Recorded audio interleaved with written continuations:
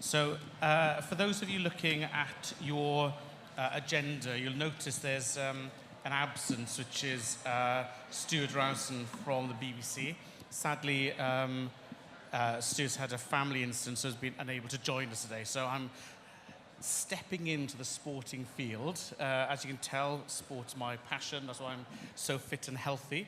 Tell us first off, though, a little bit about your company and what makes it distinctive. Why don't you kick us off? Okay, my name's Matt. I'm from Biofit Health and Fitness. I've created essentially a nature gym or an organic gym concept based around the principles of biophilic design and the wellness benefits around exposure to nature, and combine that with an approach to fitness that brings, if you bring the outside world in through the interiors, we then train people for the outside world with the things that go on inside the studio. Seeing as we have a little bit of space here, I'm going to allow myself the luxury of playing a little video. Sometimes it's much easier to explain things with visuals. So I have a visual, you may as well use it. So here we go. Hi, my name is Matt Aspiotis-Morley, and welcome to the Biofit showroom, the world's first organic gym.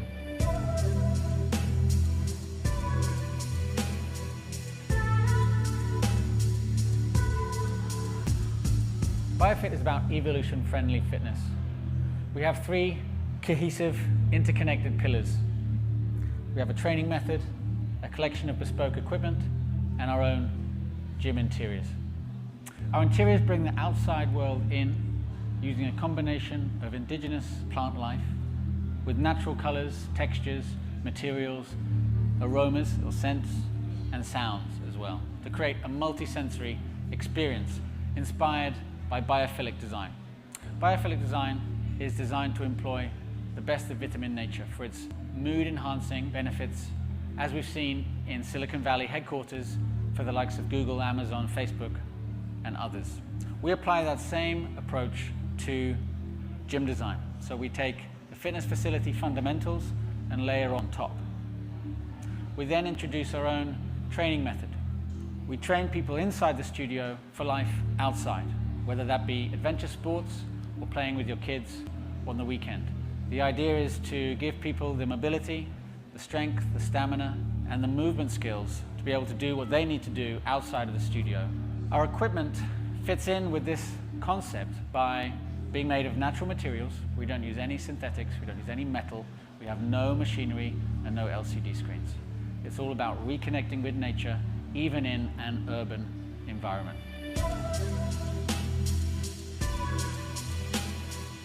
It exceeded my expectations, just being able to really focus on your body and the connection with the mind.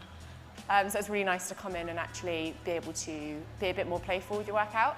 Taking it back to nature, moving how we used to do it rather than how we do things now, because everybody sits at a desk or they do something where you're quite static.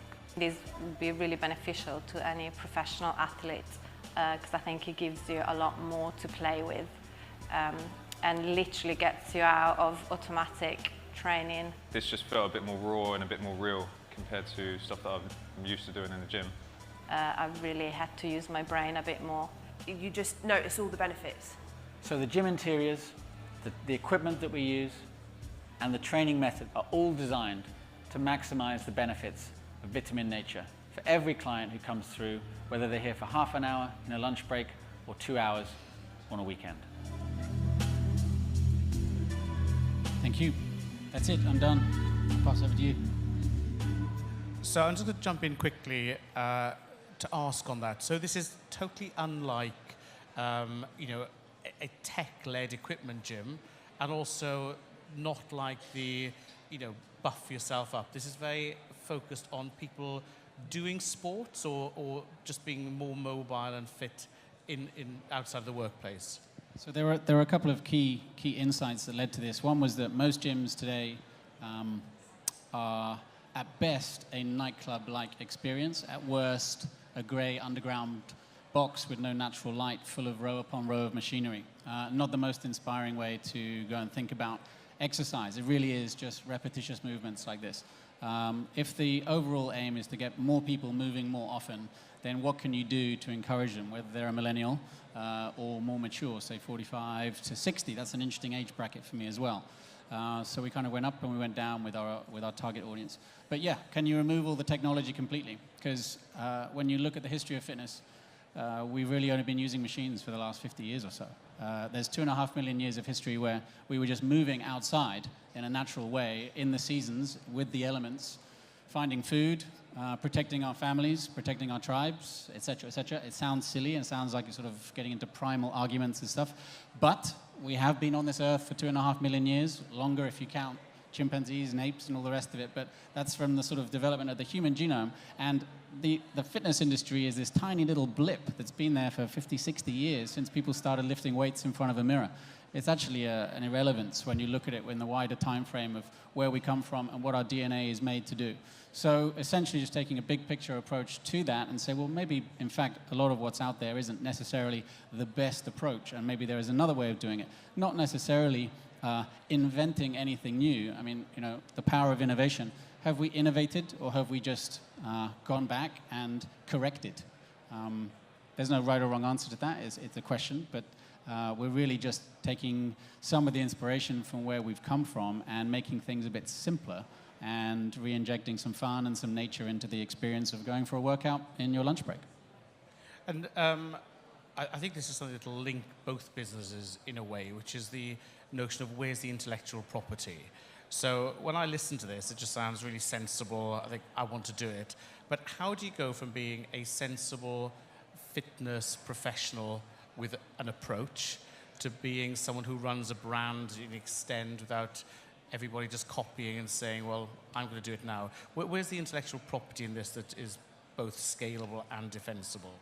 Okay, so then you get into the business model and you get into how you grow this thing. Fitness industry is very franchise or affiliate friendly. There's two ways. You either own a gym yourself and then raise money and own another one and another one and another one, and you spend your life essentially being a gym owner, even if you're a gym owner with 5 sites.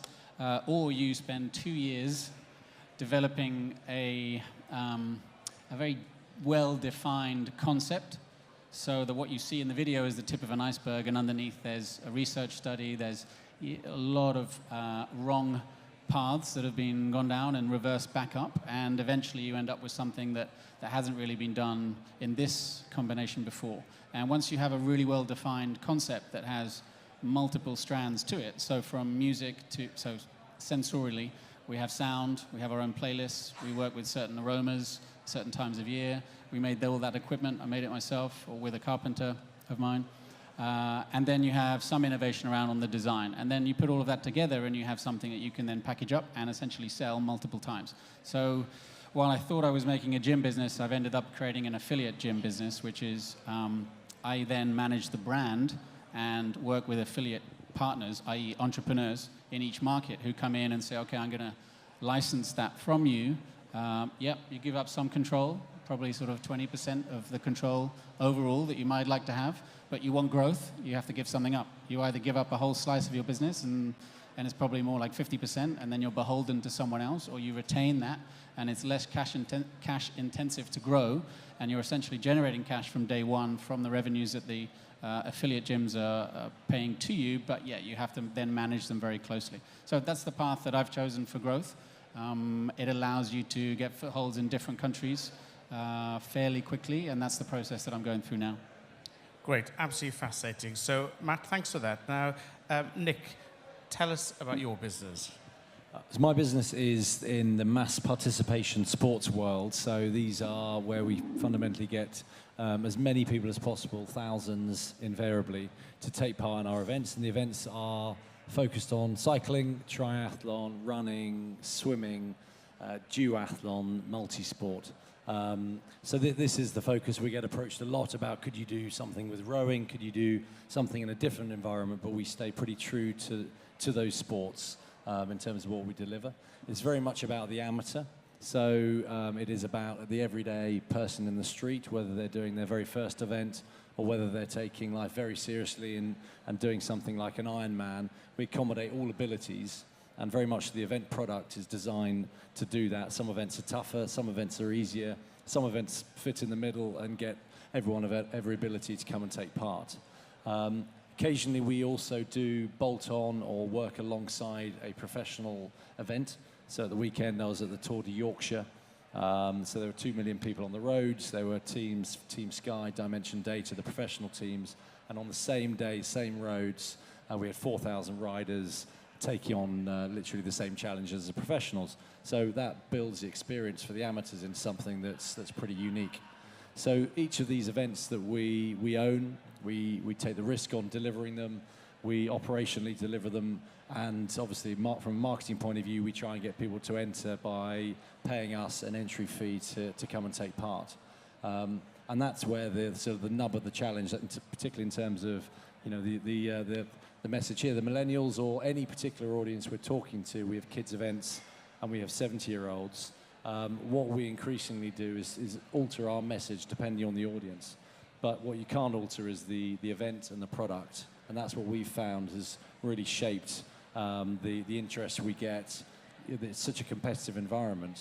You can have 5,000 people in an event one year, a couple of events pop up from nowhere, and you'll have 3,000 the next year. Or you can create something that's got 15,000 in year one, and what is the magic behind that? So the event product is key, and the whole time we're being pressured from the customer to deliver a better experience. So events that we've done for years, we have to keep reinventing, we have to keep looking into them, we have to keep communicating better, we have to keep improving our offering to make sure that they are customer focused rather than event focused.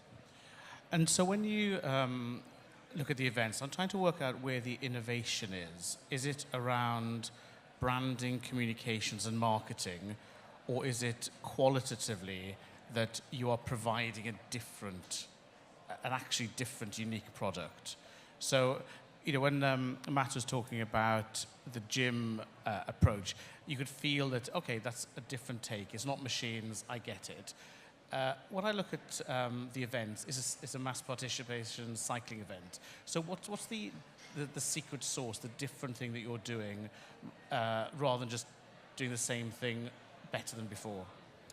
The magic has got to be in the experience. And so take an event. We launched an event off the bat, the Tour de France. My business is owned by the family that owns the Tour de France.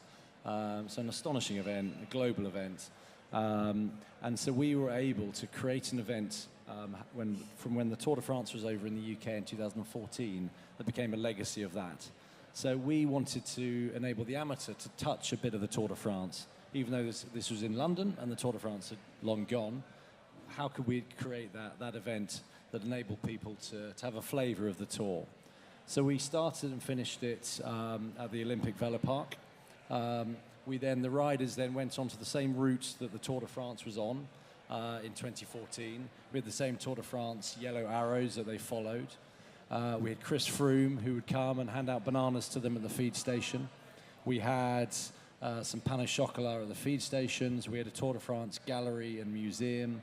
We had welcome messages from Tour de France riders for everyone who took part. So it's just really getting into the experience of the rider, where most cycling events, you would have all the same basics that we put on. They would have portaloos, and they would have safety, and they would have ambulances, and you get a time at the end. But we call it pub chat. So if you get to the nub of why is an event successful, it's often one thing we find that will stand it out from the crowd. And if you get that one thing right, particularly in a millennial environment, it gets talked about, it gets shared, and word of mouth spreads like wildfire. And it's got to be a simple event. I think that's key. It's all very well having a list of cool stuff, but none of what I've just described necessarily stands out from the crowd. It's the Tour de France experience that is bolted onto the mass experience that stands out from the crowd. So people say, have you seen this event? We get a Tour de France experience. It should be enough, it's succinct enough. It's up to us to provide people with the messaging that is succinct enough to then get translated. And then obviously it's up to us to deliver what we've said we're going to do and evolve from there and keep evolving. So, another example, we created an event called the London Winter Run. So we start in Trafalgar Square, it's 10 kilometres, and it's in central London. And it's a traditional 10K run in the winter. But we wanted to get it. We were actually challenged by the powers that be in London to get into much more to 20-year-olds. Traditional runners of this ilk would be 35 maybe, 50-50 men, women, and they also said we want to try and get more women taking part. So the way we looked at doing that was developing experience-based content that people could talk about and share to soften it, so it wasn't seen as just a hardcore winter run. So we had polar bears that would hug you at the finish line, we had snow machines, we had husky high fives, we had all sorts of different things that people could take photos of, and it would evolve the experience, but then it became something that, have you seen this event, you get a polar bear hug at the end, rather than it's a hardcore run in the winter and it could be bloody cold. So this particularly was where we then go into our social, particularly our digital advertising, and we'll focus in on more on women, more on social groups of people in their 20s. We'll also then offer them a 5 for 4. I think millennials love a 5 for 4. So we did a lot more of that. So we got about 65% of entries were female, and we got an average age of about 28. So it goes back to the product. So we've talked a bit about the product, and we keep talking about experience. Now, one of the challenges of conferences is people tend to present their successes. And it just always looks so easy. You see someone on stage, they talk about their great, amazing product. You think, right, I'll do that myself. But creating experiences is much harder than talking about them afterwards. So can you tell us a bit about inside your business with your team, how do you go about developing experiences, and in particular making sure they're not just marketing scams or clever ideas, but really, ground them and deliver that experience? Maybe you can talk a bit about that to begin with. Yeah, 3 words come to mind: consistency, cohesion, and creativity. So if I'm delivering an experience, I came at gyms, believe it or not, from real estate and hospitality. So in hospitality now, you go into a 5-star gym brand, and every piece of that customer journey has been thought out and planned, or if it's a decent brand, they have. And those are what they call standard operating procedures, SOPs. And you get a big book like that when you go and join a hotel group now, and this is how we do the check-in at the Armani Hotel in Dubai, or this is how we do XYZ. So you can script these things, and they have to sort of be aligned with your concept. So to fit in, everything should be cohesive. That's where that word comes in. So in my case, there's a value system behind this. If I put, if there's one piece in that puzzle of that experience that is obviously blaringly outside of those parameters, then the whole thing starts to fall apart. It's as if you've just sort of lifted the lid on things. You've peeked around the back of the stage. Like, no, the stage is here. This is what you want everyone to see. So if I put in a bright pink kettlebell in my gym, that's going to stick out like a sore thumb, and boom, the magic's broken. So detail, detail, detail, planning, thinking it through in advance, and then constantly reinventing that or tweaking it and adapting it. We do things differently according to the seasons. We use different aromas and scents. We move the equipment around the whole time so that it's not the same every time people come in, but the core of the concept stays the same, so that there's always this feeling and an ambiance and a professionalism to how people are treated when they're inside.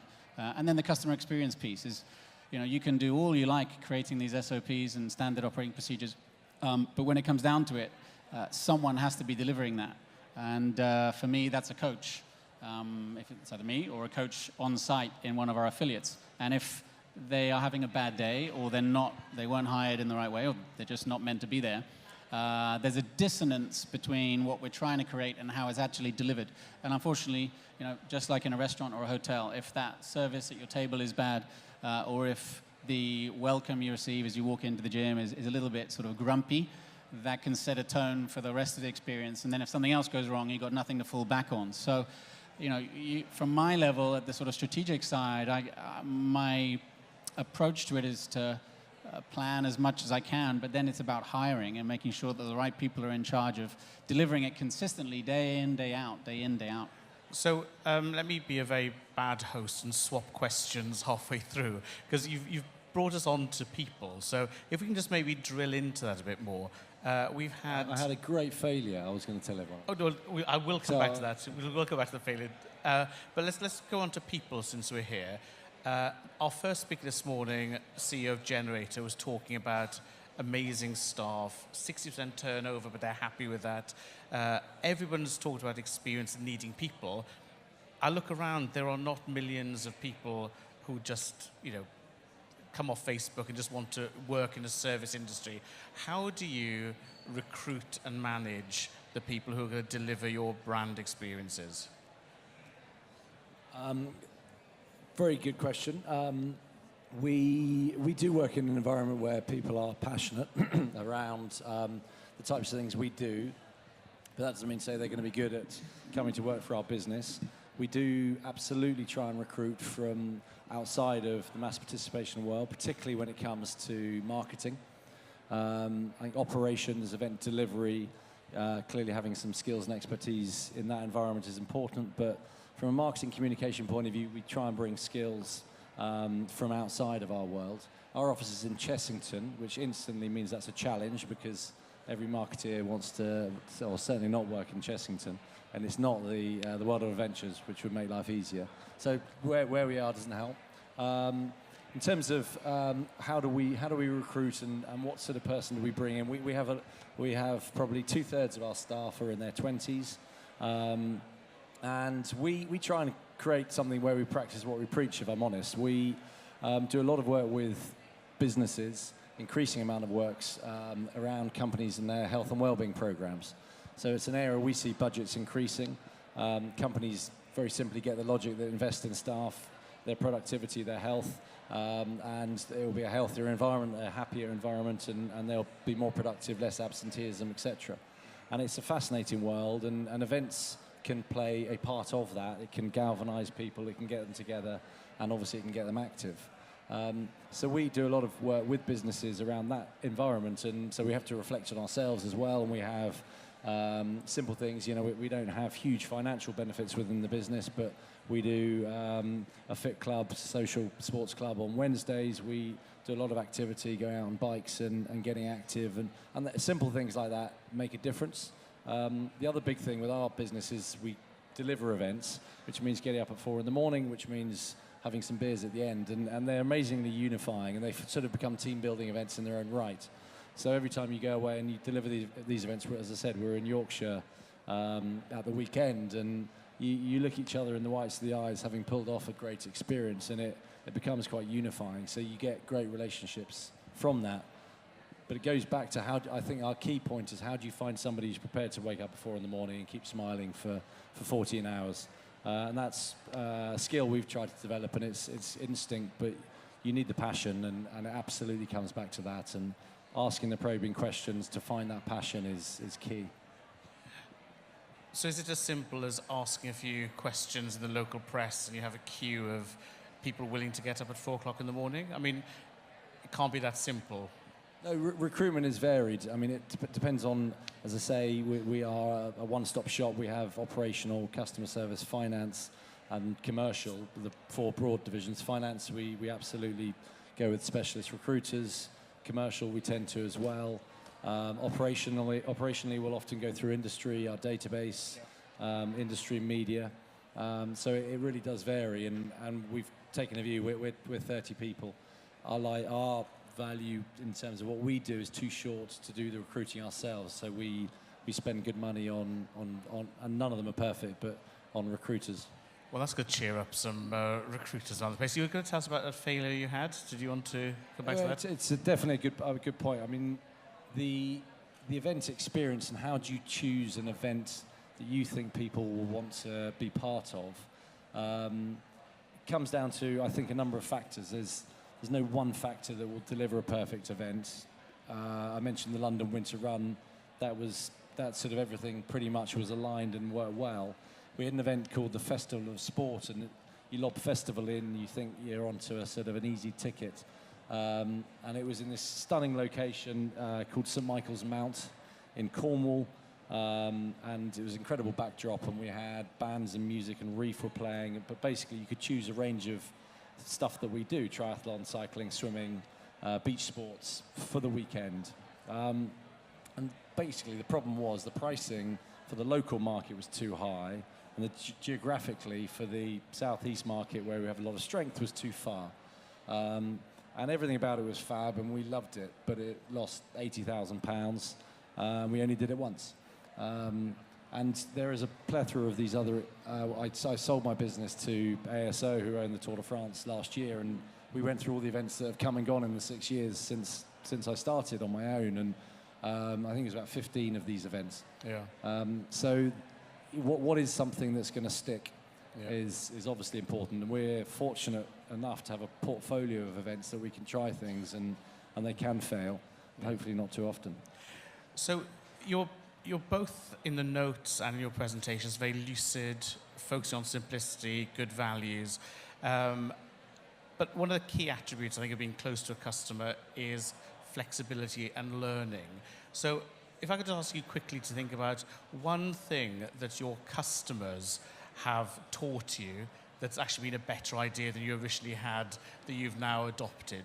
Do you have any examples of responding to a customer helping improve your business? I do. Data. So if I make claims around I'm low tech or I'm no tech, and I don't want to get involved in any sort of numerical analysis of the experience inside a biophilic gym, but then you make claims around purifying the air, for example, as I do, based on 100 plants in a space of 50 square meters, okay, then it's doing X for the quality of air. You get some guys come in from China, and they've got an air pollution app on their phone where they can measure the quality of the air literally right in real time. And they're like, oh, so you're purifying the air in here. Okay, out comes this giant phablet. And they're literally quantifying the air quality or air pollution in the space at the time. Luckily, it was working. The plants were doing the job. But, the way it is now, you make a claim, you have to be prepared to back it up literally on the spot in real time. So now I'm going to put an air pollution monitor on the wall, hidden away, and just accept that that's something you have to have if you're going to make that claim. Fantastic. And in our last 30 seconds, what have you learned from a customer? I've learned that the customer is... There's no single... the customer is the most important person. And we're an event business, but actually it's a customer business, and our product is the event. And every single person is a customer that we want to get across a finish line. And whatever their issue, whatever their concern, we try and support that. We try and understand who they are. And actually, if you start with that point, you can then segment people, you can communicate in different ways. But if you've got to start with it, they've taught me, when I got into this world, I thought it was sports events, but actually it's customer events. Well, look, I think that's a perfect note on which to end, especially because what we've learned so much of in this conference is that centrality of the customer. So, gentlemen, thank you both for your openness and for such an interesting panel. Thank you, guys.